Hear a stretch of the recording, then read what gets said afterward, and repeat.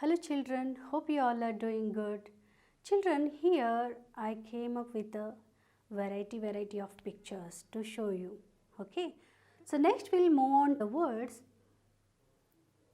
See, sometimes ನಾವು use ಮಾಡ್ತೀವಿ near and for. ಕೇಳ್ತಾರೆ ನಿಮಗೆ ಸ್ಕೂಲಲ್ಲಿ ನಿಮ್ಮ ಮನೆ ಎಲ್ಲಿದೆ ಅಂತ ಕೇಳಿದಾಗ ನೀವು ಹೇಳ್ತೀರಾ ನಮ್ಮ ಮನೆ ಹತ್ತಿರ ಇದೆ ಮ್ಯಾಮ್, ನೋ ಪ್ರಾಬ್ಲಮ್, ನಾನು ಹೋಗಿ ಬರ್ಬೋದು ಬೇಗ ಅಂತ ಹೇಳ್ತೀರಾ. ಇನ್ನೊಬ್ಬ ನಿಮ್ಮ ಫ್ರೆಂಡ್ ಹೇಳ್ತಾರೆ ಮ್ಯಾಮ್ ನನ್ನ ಮನೆ ತುಂಬ ದೂರ ಇದೆ, ನಾನು ಹೇಗೆ ಬರೋದು, ಹೇಗೆ ಹೋಗೋದು ಅಂತ. ಸೊ ಈ ಥರ ನೀವು ಕನ್ವರ್ಸೇಷನ್ ಕೇಳಿದ್ದೀರ ತಾನೇ. ಸೊ ಇಂಗ್ಲೀಷಲ್ಲಿ ನಾವು ಅದಕ್ಕೆ ಏನಂತೀವಿ ಮಕ್ಕಳೇ? So we use to call it as near ಅಂದರೆ ಹತ್ತಿರ, ಫಾರ್ ಅಂದರೆ ದೂರ. Okay, near spelling is NEAR, near. Far ಅಂದರೆ FAR, ಫಾರ್ ಅಂತ ಹೇಳ್ತೀವಿ. So for example, here on the screen I am showing you children a picture of a mom and a kid. Along with that, what is that in the pic? Yes, exactly, that is a moon. ನಿಮಗೆಲ್ರಿಗೂ favourite ತಾನೇ moon ನೋಡೋದಕ್ಕೆ. ರಾತ್ರಿ ಆದರೆ ಯಾರು ಕಾಣಿಸ್ತಾರೆ ನಮಗೆ ಸ್ಕೈಯಲ್ಲಿ? Moon, isn't it? So here children, the mother is near to the child. ಅಲ್ವಾ? ಅಮ್ಮ ಎಲ್ಲಿದ್ದಾರೆ? ಆ ಮಗುನ ಹತ್ತಿರ ಇದ್ದಾರೆ, ಬೇಬಿ ಹತ್ತಿರ ಇದ್ದಾರೆ ಅಲ್ವಾ? So what about the moon? Moon is far away from the child. ಅರ್ಥ ಆಯ್ತಾ ನಿಮಗೆ ಯಾವಾಗ ಯೂಸ್ ಮಾಡಬೇಕು ಇದನ್ನು ಅಂತ? ಸಿ, ನಿಯರನ್ನು ಯಾವಾಗ ಹೇಳ್ತೀವಿ? The mother is near to the child. And what about the moon? Moon is far away from the child. ತುಂಬ ದೂರ ಇದೆ ಅಲ್ವಾ? ಬಟ್ ಅಮ್ಮ ತುಂಬ ಹತ್ತಿರ ಇದ್ದಾರೆ. So here another example I am showing you on the screen. In that, two kids are playing ಅಲ್ವಾ? So Ravi is standing near the swing. So swing ಹತ್ತಿರ ಒಂದು ಹುಡುಗಿ ಇದ್ದಾಳೆ, ಒಂದು ಹುಡುಗ ಇದೆ ಅಲ್ವಾ? ಸೊ ಹುಡುಗನ ಹೆಸರೇನು? ರವಿ. ಅವನು ಸ್ವಿಂಗ್ ಹತ್ರನೇ ನಿಂತಿದ್ದಾನೆ ನೋಡಿ ಪಿಕ್ಕಲ್ಲಿ ಅಲ್ವಾ? ಅವನು ಸ್ವಿಂಗ್ ಹತ್ತಿರ ನಿಂತಿದ್ದಾನೆ. ಹುಡುಗಿ ಎಲ್ಲಿದ್ದಾಳೆ? ಅವಳು ದೂರದಲ್ಲಿ ನಿಂತಿದ್ದಾಳೆ. ಹತ್ತಿರ ಯೂಸ್ ಮಾಡಬೇಕಾದ್ರೆ ನಾವೇನಂತೀವಿ? Ravi is near to swing. What about that girl? She is far away from the swing.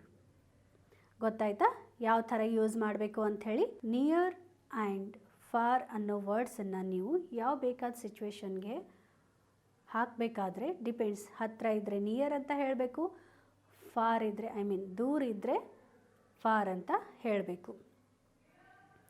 So here Mary, she is standing far from the swing ಅಲ್ವಾ? So in another picture children I am showing you the bird is near the tree. And what about the sheep? It is far from the tree. And ship is near to pond and bird is far from the pond. ನೋಡಿ ಎಷ್ಟು difference ಇದೆ ಇದರಲ್ಲಿ. First bird tree ಹತ್ತಿರ ಇದೆ, ಅದೇ ಥರ ಪಾಂಡ್ಗೆ ದೂರ ಇದೆ, ಪಾಂಡ್ದಿಂದ ದೂರ ಇದೆ ತಾನೇ. ಸೊ ಏನಂತ ಹೇಳಬೇಕು ಇಲ್ಲಿ? The bird is near to tree and far from pond. ಅದೇ ಶಿಪ್ಪನ್ನು ತಗೊಂಡ್ರೆ ಶಿಪ್ ಎಲ್ಲಿದೆ ಇಲ್ಲಿ? Ship is near to pond and far from tree. ಗೊತ್ತಾಯ್ತಾ ಮಕ್ಕಳೇ ನಿಮಗೆ ಯಾವ ಥರ ಯೂಸ್ ಮಾಡಬೇಕು, ಯಾವ ವಸ್ತು ಎಲ್ಲಿದ್ರೆ ಏನಂತ ಹೇಳಬೇಕು ಅಂಥೇಳಿ. ಸೊ ಇಲ್ಲಿ ನಮಗೆ ಪಿಕ್ಕಲ್ಲಿ ನೋಡಿ ಡೀರ್ ಇದೆ ಅದರಲ್ಲಿ. ಸೊ ಇದು ನಮಗೆ ಬ್ಲ್ಯಾಕ್ ಆ್ಯಂಡ್ ಕಲರ್ ಇಲ್ಲ ಈ ಡೀರ್ಗೆ. ಯಾವ ಕಲರ್ ಇರುತ್ತೆ ಡೀರ್ಗೆ ನಿಮಗೆ ಗೊತ್ತಲ್ವಾ? ನೋಡಿದ್ದೀರಾ ತಾನೇ ನೀವು? So here what you have to do? You have to colour the deer. And ಅಲ್ಲಿ 2 ಡೀರ್ ಇದೆ, ನಾನು ನಿಮ್ಗೆ ಹೇಳಿದ್ದೀನಿ. ಸೊ ಯಾವ ಡೀರ್ಗೆ ನೀವು ಕಲರ್ ಮಾಡಬೇಕು? The deer is which is near to the pond. Pond ನಿಯರ್ಗೆ ಯಾವುದು ಡೀರ್ ಇದೆ ಅಲ್ಲ ಅದಕ್ಕೆ ನೀವು ಕಲರ್ ಮಾಡಬೇಕು. ಗೊತ್ತಾಯ್ತಾ ಮಕ್ಕಳೇ?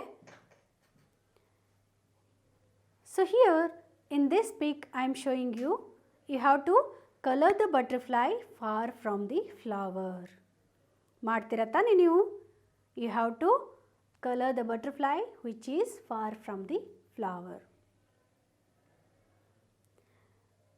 in this picture, children, I am showing you the boy is playing with two cars. Color the car near him as a green. ಅವನ ಹತ್ರ ಇರೋ ಕಾರ್ಗೆ ನೀವು ಗ್ರೀನ್ ಕಲರ್ ಮಾಡಬೇಕು. ಆಮೇಲೆ the car far from his you have to colour it as blue. ಹತ್ತಿರ ಇರೋ ಕಾರನ್ನು green ಅಂತ ಮಾಡಿ, ದೂರ ಇರೋ ಕಾರನ್ನು ಫಾರ್, ದೂರ ಆರ್ ಫಾರ್ ಇರೋ ಕಾರನ್ನು ನೀವು ಏನಂತ ಮಾಡಬೇಕು, ಬ್ಲೂ ಕಲರಲ್ಲಿ ಪೇಂಟ್ ಮಾಡಿ. So here this colour will be green, this car will be green and that car will be blue color because it is near to the boy and that car is far from the boy. Got it, children? When we have to use near word and far. So now we'll move on to new word. What is that? Before and after. Children, when we have to use before, B-E-F-O-R-E, before ಅಂದರೆ ಏನು, ಮುಂಚೆ ಅಂತ ಹೇಳ್ತೀವಿ. So for example, candle before lightning. ಇಲ್ಲಿ ನೋಡಿ, ಇದು candle ನಾನು ನಿಮಗೆ 2 ಪಿಕ್ಕನ್ನು ತೋರಿಸ್ತಾ ಇದ್ದೀನಿ. ಇದರಲ್ಲಿ ನಿಮಗೆ ಒಂದು ಕ್ಯಾಂಡಲ್ ನೋಡಿ, ಇದು ಹೇಗಿದೆ, ಬಿಫೋರ್ ಲೈಟ್ನಿಂಗ್ ಯಾವ ಥರ ಕಾಣಿಸುತ್ತೆ. ನೀವು ಅದಕ್ಕೆ ದೀಪ ಹಚ್ಚಿದ ಮೇಲೆ ಸ್ವಲ್ಪ ಹೊತ್ತು ಬಿಟ್ಬಿಟ್ಟು ನೋಡಿದ ಮೇಲೆ in the second picture how you can see.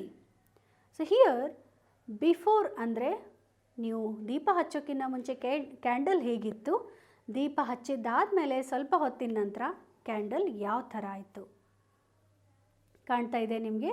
So in this situation we have to use these words, children. See, candle before lighting and here in this picture candle after lighting. ಗೊತ್ತಾಯ್ತಾ? In another example, see, flower pot before lighting. ನೀವು ದೀಪಾವಳಿಗೆಲ್ಲ ಈ ಥರ ಮದ್ದಿನ ಕುಳ್ಳಿಗಳನ್ನು ಹಚ್ತೀರ ಅಲ್ವಾ. So that is A example. ನೀವು ಹಚ್ಚೋಕ್ಕಿಂತ ಮುಂಚೆ ಅಂತ ಹೇಳ್ತೀರಲ್ಲ, ಹೇಗಿರುತ್ತೆ ಮದ್ದಿನ ಕುಳ್ಳಿ, ಹಚ್ಚಿದ ಮೇಲೆ ಏನಾಗುತ್ತೆ, ಯಾವ ಥರ ಕಾಣಿಸುತ್ತೆ ಅನ್ನೋದು. So before lighting the flower pot and you have to see the flower pot after lightning. ಗೊತ್ತಾಯ್ತಾ? ಬಿಫೋರ್ ನಾವು ಎಲ್ಲಿ ಯೂಸ್ ಮಾಡ್ತೀವಿ ಆ್ಯಂಡ್ ಆಫ್ಟರ್ ಎಲ್ಲಿ ಹೇಳ್ತೀವಿ ಅಂಥೇಳಿ. So in this picture flower pot before lightning and next the flower pot after lightning ಹೇಗೆ ಕಾಣಿಸುತ್ತೆ ಅಂತ. ಸೊ ಚಿಲ್ಡ್ರನ್, ಇವೆರಡು ಪಿಕ್ಸಲ್ಲಿ ನಿಮಗೆ ಯಾವುದು ತುಂಬ ಚೆನ್ನಾಗಿ ಸುಂದರವಾಗಿ ಕಾಣಿಸುತ್ತೆ? Exactly, where the flower pot after lightning ಅಲ್ವಾ. ಲೈಟ್ ಹಚ್ಚಿದ ಮೇಲೆ ಅದು ಕಲರ್ಫುಲ್ಲಾಗಿ ಬೆಳಗ್ತಾ ಇರುತ್ತೆ. ಸೊ ಅದನ್ನು ನೋಡೋದಕ್ಕೆ ಚೆನ್ನಾಗಿ ಅನಿಸುತ್ತೆ ಅಲ್ವಾ. So in the next example, children, here the kids what they are doing, wash the mango before eat. ನೀವು ಮನೆಯಿಂದ ಅಥವಾ ಸೂಪರ್ ಮಾರ್ಕೆಟಲ್ಲಿ ನಿಮ್ಮ ಮನೆಗೆ ಹಣ್ಣುಗಳನ್ನ ತೊಗೊಂಡು ಬಂದರೆ ಡೈರೆಕ್ಟಾಗಿ ಹೋಗ್ಬಿಟ್ಟು ನೀವು ಹಣ್ಣನ್ನು ತಿಂತೀರಾ? ಇಲ್ಲ ತಾನೇ. ಏನು ಮಾಡಬೇಕು, ತಿನ್ನೋದಕ್ಕಿಂತ ಮುಂಚೆ ನಾವು ಹಣ್ಣನ್ನು ತೊಳಿಬೇಕು. ಅಟ್ ದ ಸೇಮ್ ಟೈಮ್ ಕೈಗಳನ್ನು ಕೂಡ ತೊಳಿಬೇಕು ಅಲ್ವಾ. ಸೊ ಇಲ್ಲಿ ಏನು ಹೇಳ್ತಾ ಇದ್ದೀವಿ, ತಿನ್ನೋದಕ್ಕಿಂತ ಮುಂಚೆ ಹಣ್ಣನ್ನು ತೊಳೆಯಿರಿ. So before eating mango you should wash it. Before ಬಂತಲ್ಲ ತಾನೇ ಅಲ್ಲಿ ವರ್ಡ್, ಮುಂಚೆ. So next, eat the mango after washing. ನೋಡಿ ಇಲ್ಲಿ ವರ್ಡ್ ಏನಂತ ಯೂಸ್ ಮಾಡ್ತಾ ಇದ್ದೀವಿ, after. Eat mango after washing. ಯಾವುದು, ತೊಳೆದ ಮೇಲೆ ನೀವು ಅದನ್ನು ತಿನ್ನಿ.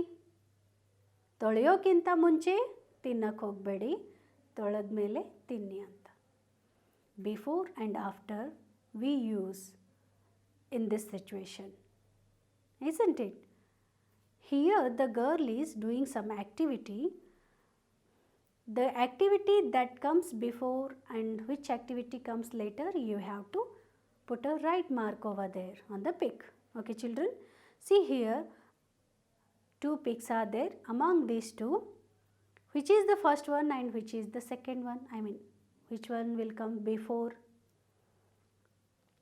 ಈ ಫಸ್ಟ್ ಪಿಕ್ಕಲ್ಲಿ ಏನು ಮಾಡ್ತಾ ಇದ್ದಾಳೆ ಹುಡುಗಿ, ಆಗ ತಾನೇ ಬೆಡ್ಡಿಂದ ಬೆಳಗ್ಗೆ ಏಳ್ತಾ ಇದ್ದಾಳೆ ಅಲ್ವಾ. It is a morning time. ಅವಳು ಬೆಡ್ಡಿಂದ ಹೇಳ್ತಾ ಇದ್ದಾಳೆ. ಇನ್ the second pick what she is doing, she is brushing Har teeth.